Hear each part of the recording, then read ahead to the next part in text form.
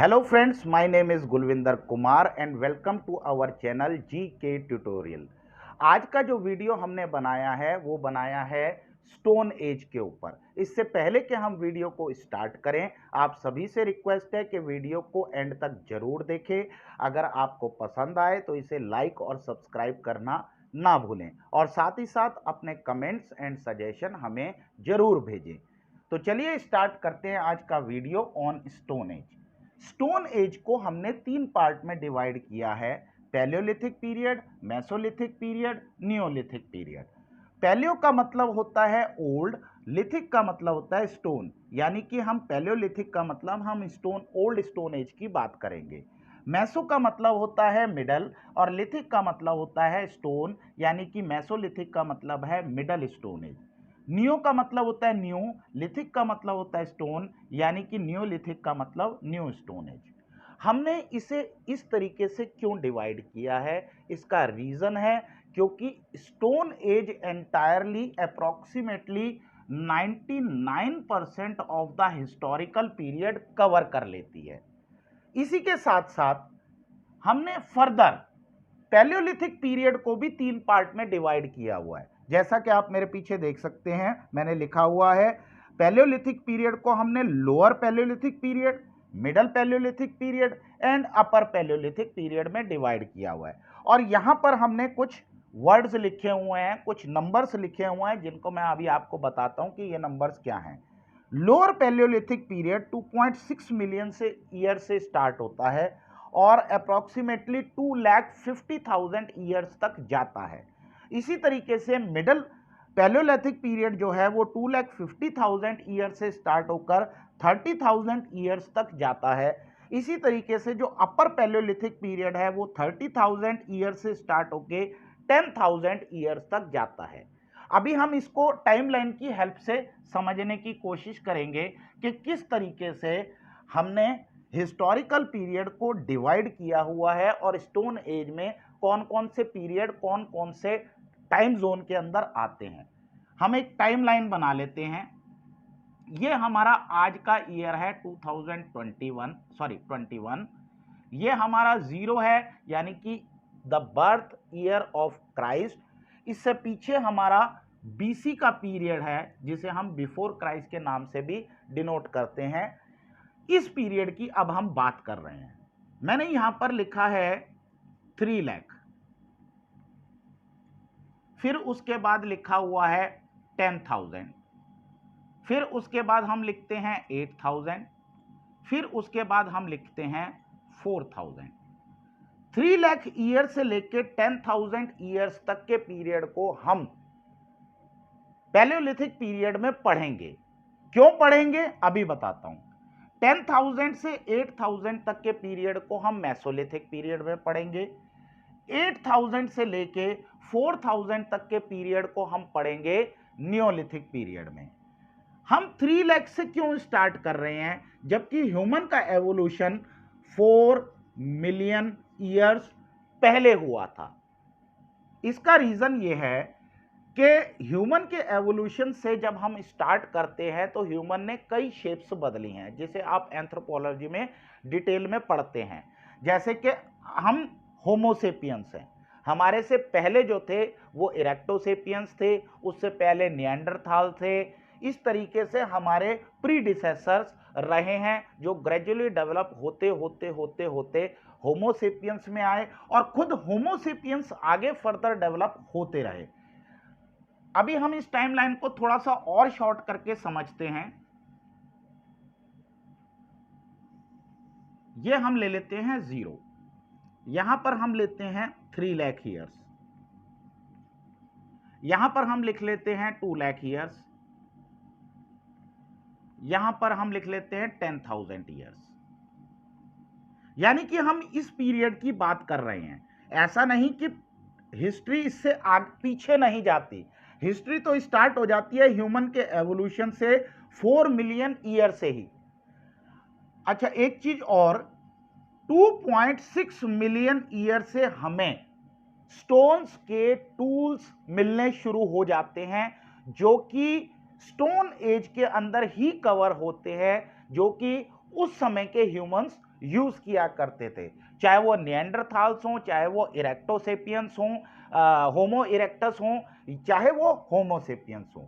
ऐसा हिस्टोरियंस का विश्वास है कि 3 लाख से 2 लाख ईयर्स के बीच में होमोसेपियंस आज के ह्यूमंस की तरह डेवलप हुए। इसी तरीके से हिस्टोरियंस का यह भी मानना है कि अप्रॉक्सीमेटली 1 लाख ईयर से स्टार्ट करके वो 80,000 ईयर्स के बीच में अफ्रीका में जहां उनका ओरिजिन हुआ था वो डिफरेंट प्लेसेस पे स्कैटर हो गए। और ऐसा भी हिस्टोरियन का मानना है या हिस्टोरियंस का ऐसा बिलीफ है कि अप्रॉक्सीमेटली 50,000 ईयर्स आज से पहले होमोसेपियंस के अंदर स्पीच की डेवलपमेंट हुई। एक चीज और हम टाइमलाइन की हेल्प से समझते हैं, वो है, ये हमारी टाइमलाइन हो गई, ये हमारा 0 हो गया। हम 4,000, 8,000, 10,000 और 3 लाख से अपनी हिस्ट्री स्टार्ट कर रहे हैं। तो हम पैलियोलिथिक पीरियड में किस पीरियड को कवर करेंगे? हम 3 लाख से स्टार्ट करके 10,000 और थोड़ा सा और पीछे तक जाएंगे, हम 2.6 मिलियन से 3 लाख तक का भी पीरियड पढ़ेंगे, क्योंकि यही पीरियड है जब हमने पैलियोलिथिक पीरियड को भी 3 पार्ट में डिवाइड किया हुआ है। एक है lower Palaeolithic period, middle Palaeolithic period and upper Palaeolithic period. जैसा कि मैंने बताया भी था, 2.6 से लेके 2.50 तक का जो पीरियड है वो लोअर पैलियोलिथिक पीरियड है। फिर 2.50 से स्टार्ट करके कितने तक गए थे हम? 30,000 तक। 30,000 तक का जो पीरियड है वो मिडल पैलियोलिथिक पीरियड है, और 30,000 से लेके 10,000 का जो पीरियड है वो अपर पैलियोलिथिक पीरियड है। तो चलिए अब हम पैलियोलिथिक पीरियड के इंसानों की बात करते हैं कि वो कैसे थे।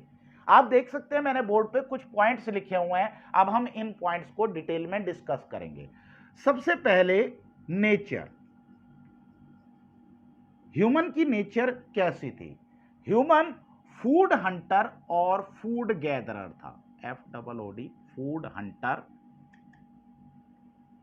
एंड फूड गैदरर था।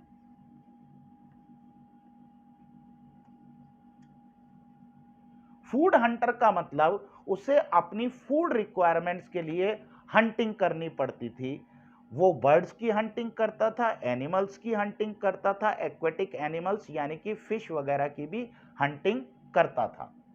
फूड गैदरर का मतलब जो नेचर में नेचुरली अकरिंग फूड होते हैं वो उनको कलेक्ट करता था, चाहे वो फ्रूट्स हों, वेजिटेबल हों या एडिबल रूट्स हों।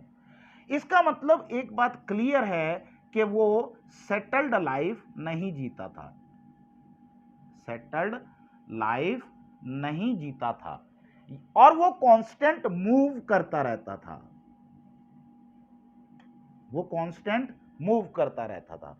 वो कांस्टेंट क्यों मूव करता था? इसका एक रीजन तो ये है कि जब एक पर्टिकुलर एरिया में जहां वो रहता था तो वहां की जब वेजिटेशन सारी खत्म हो जाती थी, एनिमल स्टॉक सारे खत्म हो जाते थे, तो वो नेक्स्ट प्लेस पे नई वेजिटेशन और नए एनिमल्स की सर्च में चले जाता था। दूसरा रीजन ये था कि एनिमल्स भी कॉन्स्टेंटली मूव करते थे, तो वो उनका पीछा करते करते मूव कर जाता था। तीसरा रीजन ये था कि कभी कभी सीजनल चेंजेस की वजह से वाटर बहुत कम हो जाता था एक पर्टिकुलर एरिया में, जिस वजह से वो वाटर की सर्च में भी न्यू प्लेसेस पे मूव कर जाता था। और ये भी बता दूं आपको कि जो हमारा पैलियोलिथिक ह्यूमंस थे वो अक्सर वाटर बॉडीज के नज़दीक ही सेटल हुआ करते थे या रहा करते थे। तो हमें उनके जो टूल्स वगैरह मिले हैं वो ज़्यादातर उस समय की वाटर बॉडीज के पास में ही मिले हैं। अब हम पढ़ते हैं कि उसका रेजिडेंस क्या था। वो अक्सर केव्स में रहा करता था, वो अक्सर केव्स में रहा करता था, और वो केव्स भी कहां चुनता था? जहां वाटर बॉडीज नजदीक थी, क्योंकि उसे वाटर की रिक्वायरमेंट थी। इसलिए जो पैलियोलिथिक ह्यूमंस थे वो ज्यादातर वाटर बॉडीज के नजदीक ही केव्स में रहा करता था। अब हम आगे बात करते हैं टूल्स की। उनके टूल्स किस तरीके थे? TOOLS। उनके जो टूल्स थे वो बेसिकली कोर एंड फ्लेक थे। कोर और फ्लेक का मतलब मैं अभी आपको बताता हूं। हम एक स्टोन लेते हैं कुछ इस तरीके का, फिर उसके बाद इस स्टोन की यहां से चॉपिंग कर देते हैं। तो अगर ये स्टोन टूल कुछ इस तरीके से बन जाता है, तो वो इस तरीके से साइडों को चॉप करके एक हैंड एक्स बना लिया करता था। ये हैंड एक्स जो थी वो क्रूड थी एंड अनपॉलिश्ड थी। अनपॉलिश का मतलब वो इसके ऊपर किसी तरीके से इसके सरफेस को चिकना नहीं करता था, उसकी ग्राउंडिंग एंड ग्रूविंग नहीं करता था। और क्रूड का मतलब यह है कि जैसा स्टोन नेचर में एग्जिस्ट करता था वो उसे वैसे ही छोड़ देता था। वो बस क्या करता था, उसके किनारों को इस तरीके से चॉप कर देता था। और चॉपिंग के टाइम पे जो छोटे छोटे इस तरीके के फ्लेक्स निकलते थे, वो इस तरीके के फ्लेक्स को भी एज टूल यूज कर लिया करता था। चलिए आगे सीखते हैं।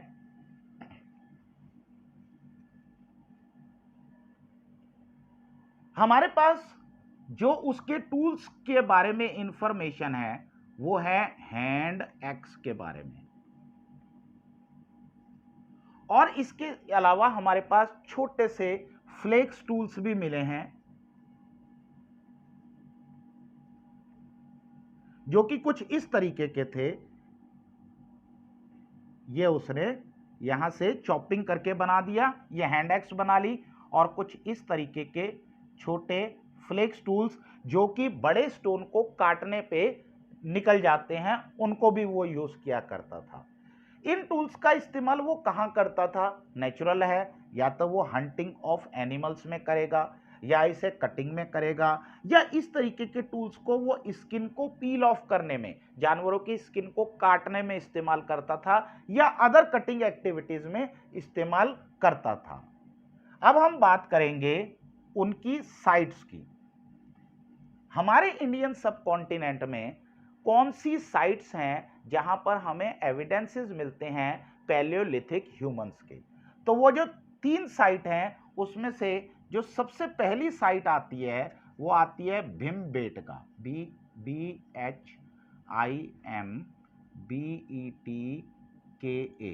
ये मध्य प्रदेश में है। ये बेसिकली नर्मदा रिवर के नजदीक पड़ती है। ये जो भीमबेटका साइट है यहां पर हमें केव्स मिलती हैं, और इन केव्स के अंदर पेंटिंग भी मिलती हैं। तो ये हमारे पास एक बहुत ही इंपॉर्टेंट साइट है पैलियोलिथिक ह्यूमन की, जहां पर हमारे को बहुत सारी केव्स और केव्स के अंदर पैलियोलिथिक ह्यूमन के द्वारा बनाई गई पेंटिंग्स के बारे में पता लगता है। दूसरी जो साइट है वो है हमारी हंसगी। ये जो है कर्नाटका में पड़ती है। ये साइट हमारी कर्नाटका में पड़ती है। यहां पर भी हमें पैलियोलिथिक ह्यूमन के ट्रेसेस मिलते हैं। और जो तीसरी हमें जो साइट मिलती है वो है कुरनूल केव।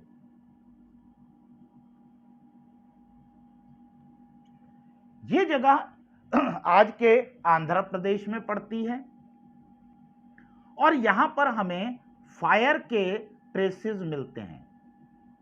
यहां पर हमें फायर के ट्रेसेस मिलते हैं क्योंकि इस साइड पे हमें फायर एशेस भी मिली हैं, जिससे हमें यह पता लगता है कि पैलियोलिथिक ह्यूमन जो था वो फायर के इस्तेमाल को जानता था।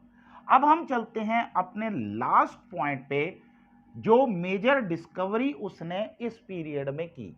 जो मेजर डिस्कवरी उसने इस पीरियड के अंदर की वो थी fire. Fire by chance discover हुई। और वो कैसे डिस्कवर हुई? फ्लिंट स्टोन नाम का एक पत्थर होता है जिसे आपस में रगड़ें तो चिंगारी निकलती है, और उससे अगर सूखी घास के ऊपर चिंगारी गिर जाए तो आग लग जाती है। इसी तरीके से बाय चांस पैलियोलिथिक ह्यूमन को फायर की डिस्कवरी हो गई। अब फायर ने उसकी लाइफ को बिल्कुल रेवोल्यूशनाइज कर दिया। किस तरीके से रेवोल्यूशनाइज किया? नंबर एक, फायर उसे एक्सट्रीम कोल्ड कंडीशन से प्रोटेक्शन देने लगी। नंबर दो, फायर की हेल्प से वो अपनी रक्षा करने लगा फ्रॉम वाइल्ड एनिमल्स। आपको पता है कि वाइल्ड एनिमल्स जो हैं फायर के आसपास नहीं आते।